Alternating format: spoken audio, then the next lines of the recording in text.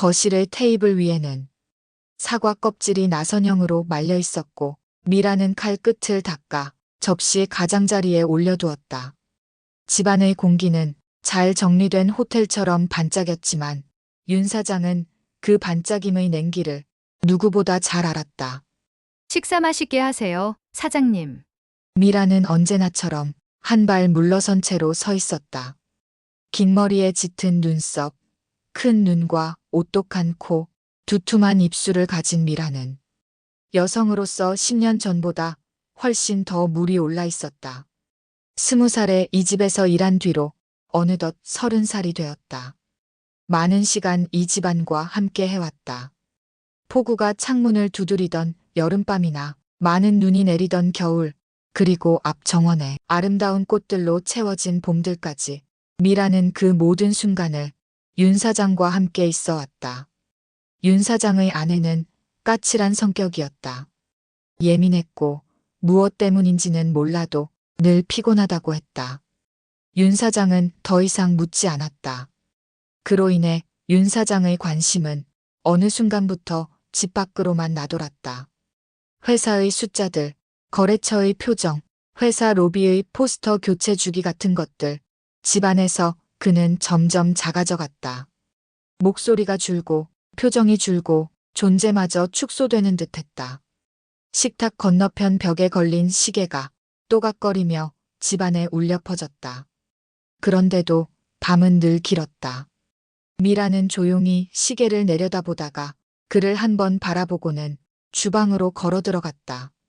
윤 사장을 바라보는 미라의 그 눈빛이 윤 사장을 버티게 한다는 사실을 미라는 아직 모르는 듯했다. 윤 사장은 포크를 내려놓았다. 미라, 네. 오늘도 수고했어. 내일도요. 그 말은 이 집의 평온을 유지해주는 일종의 주문 같았다. 내일도요. 말끝이 은은하게 울려 퍼지며 식탁 위 냉기가 아주 조금 풀렸다. 무엇인가 해서는 안 될 것 같은 감정이 윤 사장의 가슴 안쪽으로 스며들었다. 그리고 그의 그 감정이 미라를 향해 천천히 다가가고 있다는 사실을 미라는 알지 못하고 있었다. 그날은 금요일이었고 사무실은 평소보다 늦게 불이 꺼졌다. 미라는 윤 사장을 위해 저녁을 챙겨놓고 사무실로 커피를 가져왔다. 윤 사장은 서류를 고쳐 쓰다가 잠시 눈을 감았다. 문이 열리는 소리에 그는 고개를 들었다. 사장님, 뜨거우니까 천천히 드세요. 그는 뜨거운 커피잔 위로 피어오른 김이 조명에 비쳐 투명한 장막처럼 흔들렸다.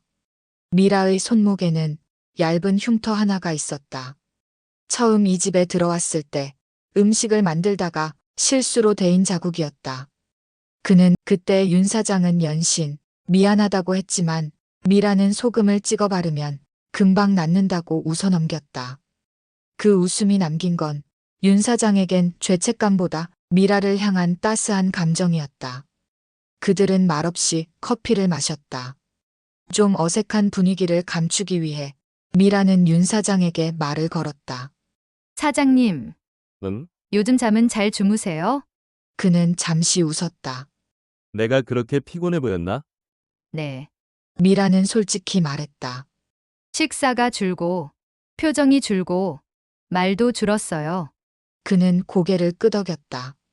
그럴 수도 있지. 사람이 줄어들면요. 자기를 깎아서 만든 작은 꼭두각시만 남는데요. 뜻밖의 말이었다.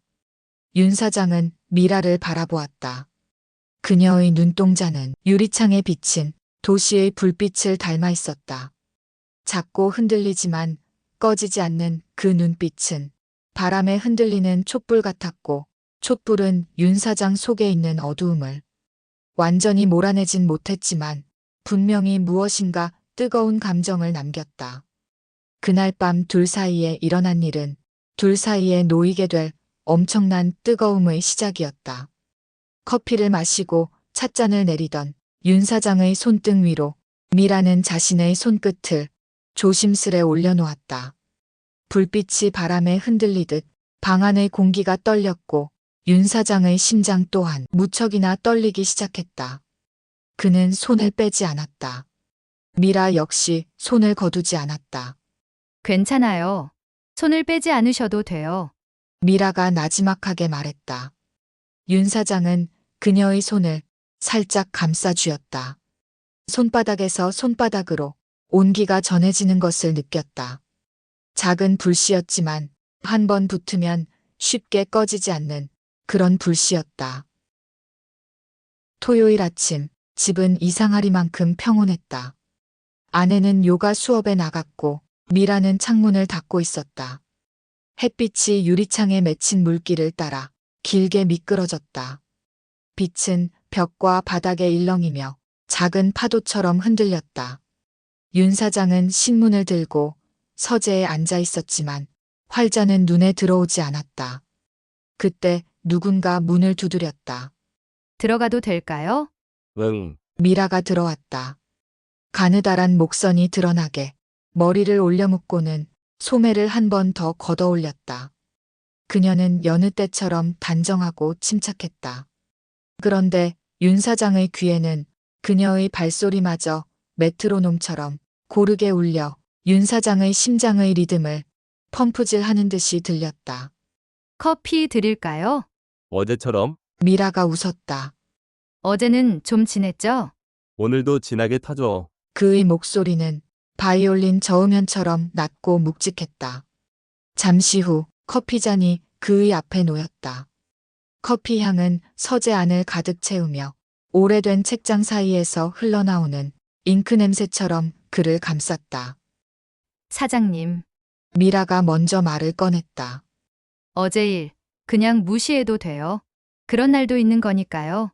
저도 사장님도 아니야, 난 너 손에서 느껴지는 그 따뜻한 온기를 어떻게 표현을 못하겠어. 두 사람 사이에는 깊은 침묵이 흘렀다. 아내가 없는 그날 오후, 아내가 윤 사장의 침실의 커튼은 모두 닫혀 빛이 들어오지 않는 어두운 그림자로 채워져 있었다. 두 사람에게 그곳은 처음으로 서로를 향한 마음이 한 몸이 된 것을 느꼈던 방이 되었다.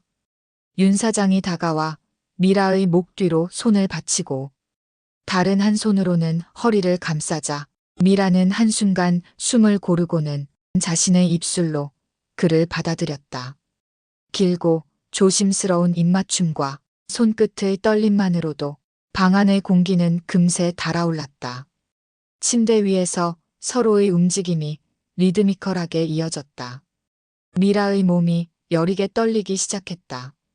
그리고는 큰 떨림과 길게 내뱉는 숨소리와 함께 붉은 매니큐어를 바른 손톱으로 윤 사장의 등을 움켜쥐듯 강하게 힘을 주었다. 장거리 출장이 잡혔다. 서해를 건너 남쪽으로 내려가는 길. 운전석에 앉은 윤 사장은 낮게 라디오 볼륨을 올렸다. 사회자의 목소리가 주파수 사이를 건너다 기계음처럼 끊겼다. 미라는 윤 사장 옆 조수석에 앉아 창밖을 바라보았다. 논밭 사이로 바람이 지나가고 고속도로 표지판이 플래시처럼 번쩍였다. 졸리면 말해. 좀 쉬었다 갈까? 안 졸려요. 재미있는 얘기해 주세요, 사장님. 그는 첫 월급으로 산 시계 이야기를 꺼냈다. 낡아서 자꾸 멈추는 시계. 그 시계는 마치 그의 삶처럼 순간순간 멈추었지만 다시 돌아가곤 했다. 미라는 그 이야기를 들으며 눈빛으로 맞장구 쳤다. 그 눈빛은 자동차 창에 반사된 가로등처럼 흔들리며도 꾸준히 빛났다. 밤이 깊어지자 도로의 불빛이 더 분명해졌다. 휴게소에 차를 세우자 차 안의 공간은 갑자기 고요해졌다. 간판 불빛은 바람에 흔들리며 신호를 보내듯 깜빡였다. 풀벌레 소리는 작은 북소리처럼 그들의 심장을 두근거리게 했다. 사장님, 미라가 낮게 윤 사장을 불렀다. 하지만 그의 눈과 심장은 이미 미라를 향하고 있었다. 미라의 얼굴은 어둠 속에서 반쯤 가려져 있었지만 그 모습은 오히려 윤 사장에게 자신을 내어주는 준비된 몸짓처럼 보였다. 차 안은 지나가는 트럭의 불빛으로 하나가 된 몸에서 내뱉는 뜨거운 열기로 서로를 향한 거친 숨소리로 가득 차 있었다. 경랑이 지나고 다시 고요가 찾아오자 그들의 호흡은 파도처럼 느리고 길게 이어졌다. 다시 출발한 차 안은 음악 대신 아직까지 요동치는 심장 소리로 가득했다. 오늘은 유난히 길이 긴 것 같아. 윤 사장이 혼자서 나지막히 중얼거렸다. 사무실은 너무 잘 정돈되어 있어서 오히려 헝클어버리고 싶어지는 충동을 불러일으켰다. 서류는 각자의 트레이에 가지런히 누워있고 스테이플러는 항상 같은 각도로 놓여 있었다. 윤 사장은 가끔 그 각도를 3도쯤 틀어놓곤 했다. 누군가 와서 다시 맞춰놓을 것을 알면서도 그날 밤 미라는 그의 책상 앞에 서류를 내려놓았다. 이거 결제 서류예요? 내일까지는 들어가야 해서. 그래, 그는 펜을 들었다. 잉크가 종이 위에 스며드는 소리가 방 안의 유일한 음악처럼 들렸다. 미라. 네. 우리는 도대체 어디쯤 와 있을까? 미라는 대답 대신 손으로 그의 어깨를 쓰다듬었다. 이 미라의 이러한 손짓은 윤 사장의 심장을 감싸는 것 같았다. 윤 사장은 말없이 일어나 미라에게 다가갔다. 창밖에는 도시의 불빛이 흔들렸고 사무실 안에는 그 불빛이 반사된 두 사람의 그림자가 겹쳐졌다. 그 그림자는 두 개의 선율이 엮여져 리드미컬한 동작을 만들어냈다. 불완전하지만 아름다운 움직임처럼. 윤 사장의 집은 언제나처럼 깨끗했다. 컵은 찬장에서 서로 같은 간격으로 놓여 있었고 소파는 같은 위치에 고정되어 있었다. 윤 사장의 아내는 거실에 놓은 TV에서 흘러나오는 홈쇼핑 광고에 푹 빠져 있었다. 윤 사장은 그 소리가 시끄러워 서재문을 꽉 닫았다. 그 순간 노크 소리가 똑똑 울렸다. 들어가도 될까요?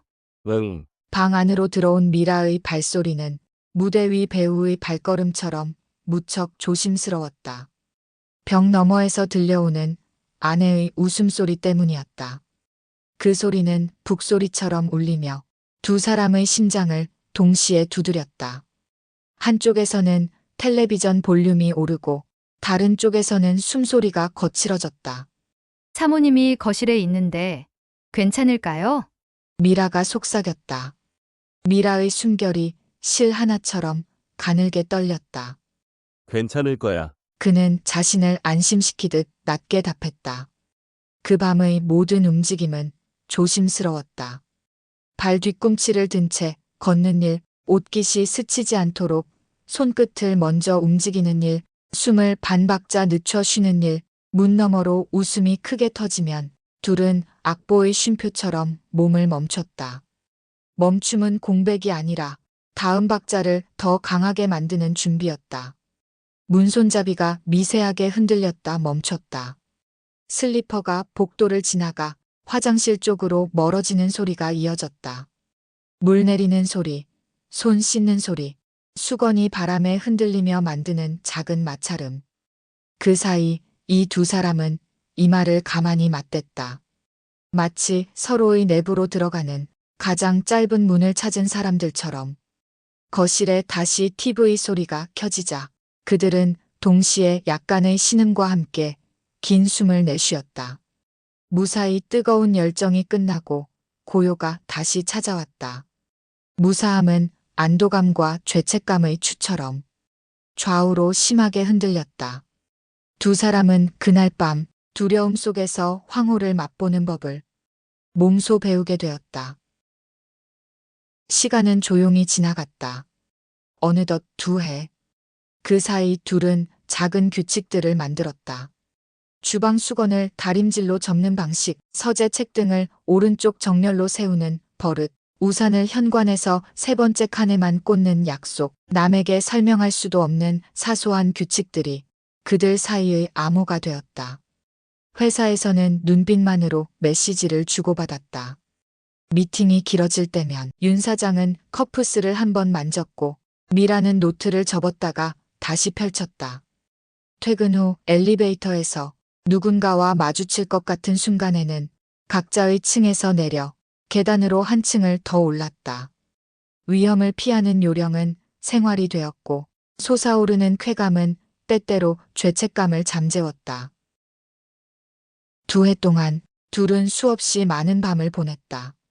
때로는 허겁지겁, 때로는 아무 일도 아닌 듯이 흔들릴 때도 있었고 흔들리지 않는 척해야 할 때도 있었다. 그런 날들의 끝에서 그들은 여전히 서로의 마음에 신호를 보냈다. 가장 안전한 그들만의 언어로. 어느 날 미라는 윤 사장의 서재문 앞에서 오랫동안 머뭇거렸다. 무슨 일 있어? 저. 미라는 숨을 골랐다. 사장님이 저를 필요할 때만 찾는 사람으로 되고 싶지는 않아요. 미라의 말에는 슬픈 감정이 담겨 있었다. 윤 사장은 입술을 다물고 아무 말이 없었다. 죄송해요. 미라가 먼저 사과했다. 말을 꺼내고 나니까 더 무섭네요. 사과할 일은 아니야, 이리 와. 곧이어 의자 등받이가 포개진 두 사람으로 인해 기울어지며 작은 소리를 냈다. 나는 너를 필요할 때만 찾지 않아. 너가 없는 날에도 나는 내 마음속에 있는 너를 찾거든. 그런데 왜? 나는 겁이 많아, 미라. 그는 쓸쓸하게 웃었다. 이상한 말이지만 돈이 많을수록 겁도 많아지는 법이야. 잃을 게 많아지는 거지. 그 잃을 것의 목록에 저도 있나요? 아니, 너는 내가 행복이 무엇인가를 알게 해준 고마운 존재야. 미라는 고개를 끄덕였다. 고마워요. 이리 와봐. 윤 사장은 미라의 손가락 끝을 붙잡아 당기며 고마운 마음을 몸으로 전하기 시작했다. 비 오는 화요일. 아내는 평소보다 일찍 돌아왔다. 장을 보았다며 물을 싱크대에 내려놓고 지퍼백을 여닫았다. 윤 사장은 서재로 가서 문을 닫았다. 그때 휴대폰이 울렸다. 미라였다. 지금 보고 싶은데 서재로 가도 될까요? 윤 사장은 즉시 답하지 못했다. 아내가 밖에 있었기 때문이었다. 대신 문 쪽으로 다가가 귀를 기울였다. 거실에서 비닐봉지가 바스락거렸다. 냉장고가 열렸다 다시 닫혔다. 잠시 정적이 흘렀고 갑자기 서재 문 손잡이가 돌아갔다. 아니, 왜 문을 잠궈요? 아내의 목소리가 날카롭게 올라갔다. 회의 중이야. 그는 최대한 침착하게 대답했다. 복도 끝에서 미라의 발소리가 들렸다. 놀란 기색을 숨긴 발걸음이다. 사모님, 장 보셨어요? 무가 참 크네요. 그래. 그런데 서재 문을 왜 잠그냐고. 회의면 회사에서 하지. 전화로 하고 계신가 봐요. 손님이 오셨다면 제가 알았을 텐데요.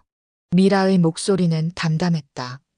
많은 밤을 통과하며 익힌 안전한 음색, 흔들리되 뒤집히지 않는 목소리. 윤 사장은 서재 안에서 고개를 숙였다. 그 목소리에 자신의 마음을 기대고 싶었다. 잠시 후 얼음을 컵에 담는 소리와 물 따르는 소리가 이어졌다. 윤 사장은 핸드폰을 들어 짧은 메시지를 보냈다. 고마워. 곧 답장이 왔다. 오늘 저녁엔 생강차 드릴게요. 그 문장을 읽는 동안 그의 손은 덜 떨렸다. 들킬 뻔한 오후는 그렇게 지나갔다. 그러나 오후가 완전히 끝나기 전에 그는 깨달았다. 우리는 이제 서로의 일상이 됐구나. 윤 사장은 몸 상태가 점점 예전 같지 않다는 걸 알았다. 쉽게 피곤해졌고 무리하면 다음 날까지 여파가 갔다. 둘은 그 사실을 숨기지 않았다. 미라는 방의 불을 낮추고 전화기를 무음으로 하고 허리와 어깨에 쿠션을 받쳐주며 말했다. 힘들면 바로 말해요. 손목을 2번 톡톡 치면 멈추는 거예요. 그날부터 둘의 밤은 목표를 정해서 서두르는 시간이 아니라 서로에게 맞추는 시간이 되었다.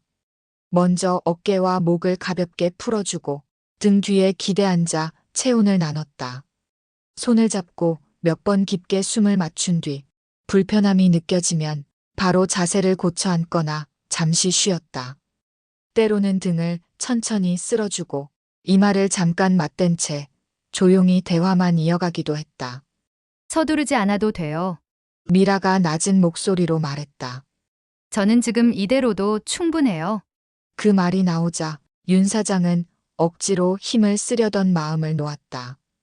어깨, 손등, 이마처럼 작은 접촉으로도 서로의 마음이 분명히 전해진다는 걸 배웠다. 그렇게 둘은 쉬었다가 다시 이어가고 또 쉬는 리듬을 만들었다. 끝내 무엇을 증명하려 하지 않아도 함께 보낸 시간이 오래 남았다. 잠들기 전 두 사람의 손은 자연스레 서로의 방향으로 포개어져 있었다. 어느 날 저녁 식탁에서 아내가 포크를 내려놓았다. 당신, 요즘 표정이 바뀐 것 같아요. 윤 사장은 물을 마셨다. 좋아졌다는 건가? 좋아졌다기보단 뭔가 숨기는 것 같아서. 짧은 말이었지만 분위기가 달라졌다. 그는 대답을 미뤘고 미라는 접시를 조용히 치웠다. 포크가 접시에 닿는 소리가 금세 사라졌지만 말의 여운은 남았다. 그날 밤 윤 사장은 서재에서 오래 앉아 있었다. 스탠드 불빛이 종이 위를 비췄지만 아무것도 적히지 않았다. 그는 얼굴을 쓸어내렸다. 얼마 후 방문이 미세하게 열렸다 닫히며 복도 쪽에서 그림자가 스쳤다. 이 집에서는 작은 소리들이 유난히 크게 들린다. 그 후로 두 사람은 말 대신 작은 물건을 주고받았다. 미라는 손으로 돌리는 커피 그라인더를 책상 위에 놓았다. 손잡이를 천천히 돌리면 나무 긁히는 소리가 났다. 윤 사장은 회색 머플러를 미라에게 건넸다. 바람 부는 날 목에 두르면 한결 든든했다. 포장도 카드도 없었다. 대신 사용법이 있었다. 천천히 돌리세요. 바람을 정면으로 받지 말아요. 두 사람은 그렇게 서로의 하루 리듬을 조금 낮추는 법을 익혔다. 폭우가 내리던 어느 날 밤, 갑자기 전기가 나갔다. 냉장고, 시계, 공기청정기의 소리가 한꺼번에 멈췄다. 윤 사장은 서랍에서 초를 꺼내 불을 붙였다. 주황빛이 벽에 번졌다. 미라는 창문을 열어 집안의 공기를 환기시켰다. 멀리서 천둥이 울리고 빗방울이 처마를 두드렸다. 무섭네요. 그래도 이 정도 조용함은 나쁘지 않지. 두 사람은 촛불 앞에 마주 앉았다. 성냥 긁는 소리, 바닥 미세한 뒤틀림, 멀리서 개 짖는 소리, 그 사이로 서로의 숨결이 섞였다. 떨어지지 않도록 깊게. 금방 전기가 돌아왔지만 그 밤의 고요함은 오래 남았다. 불이 꺼지면 보이는 것들이 있다는 걸 두 사람 모두가 알게 되었다. 회사 창고를 정리하던 날, 윤 사장은 박스 모서리에 손가락이 스쳤다. 따끔했다. 먼지 냄새가 코를 찔렀다. 잠깐만요. 미라가 밴드를 꺼내 붙여줬다. 여기 물이 상처에 안 들어가게. 그의 손가락 위로 미라의 손이 스쳐갔다. 미라의 체온과 함께. 고마워. 저도요. 말은 거기서 끝났지만 손끝에서 시작된 심장의 박동은 창고 안에 둘만 남긴 채 깊이 요동쳤다. 그 심장의 박동은 곧바로 포개진 육체의 박동으로 변해버렸다. 윤 사장은 가끔 아내와 함께 살고 있는 자신의 현실을 떠나는 상상을 했다. 하지만 현실은 그렇지 못했다. 여러 가지 것들로 엮여 있는 윤 사장의 인생은 아내를 떠날 수 없는 상황이었다. 가끔 미라가 내뱉는 말 속에는 자신과 같은 남자는 이 세상에 없고 영원히 함께 하고 싶다고 하였지만 현실로 돌아와 보면 그것은 불가능한 일이었다. 이러한 윤 사장의 마음을 미라는 담담히 받아들였다. 대신 서로를 향한 마음의 위치를 더 자주 확인하기로 했다. 겨울, 창에 성에가 꼈다. 미라는 손가락으로 작은 원을 만들었다. 바깥 회색 하늘이 동전만큼 보였다. 윤 사장은 옆에 원을 하나 더 그렸다. 두 원이 겹친 부분에 물방울이 맺혔다. 우리도 이렇겠죠? 겹치는 부분은 작아도 분명해요. 그리고 그 부분이 제일 선명하지. 둘은 한동안 말이 없었다. 창밖을 날아가는 까치 소리가 창 유리에 전해졌다. 짧지만 기억되는 소리였다. 내일도요. 새벽 윤 사장은 기차 소리에 잠을 깼다. 불을 켜지 않고 부엌으로 가서 물을 마셨다. 미라가 조용히 따라 들어왔다. 잠 깼어요? 응. 둘은 잠깐 서 있었다. 윤 사장은 손을 미라에게 내밀었다. 미라가 그 위에 자신의 손을 포개어 올렸다. 처음 사무실에서 그랬던 것처럼 아무런 말은 없었지만 두 사람에게는 그걸로 충분했다. 새해 첫날, 아내는 평소처럼 요가와 공방에 다녔다. 집안의 작은 것들은 조금씩 달라졌지만 큰 흐름은 그대로였다. 밤이면 그는 정전이 있던 날을 떠올렸다. 불이 꺼지면 보이던 것들, 소리가 줄면 들리던 것들. 그 조용함으로 하루를 마무리했다. 현관 세 번째 칸에 새 우산이 꽂혔다. 손잡이는 서로 다른 방향을 향했지만 우산의 자리만큼은 같았다. 어느 저녁 윤 사장은 혼잣말처럼 말했다. 우리 사이의 이 비밀이 끝나지 않았으면 좋겠어. 그 말은 단순한 욕심이라기보다 지금의 삶을 놓고 싶지 않은 마음이었다. 들릴 듯 말 듯한 작은 소리가 어느 한켠에서 들려왔다. 내일도요. 익숙한 이 한마디가 어둠 속에서 또렷이 다가왔다.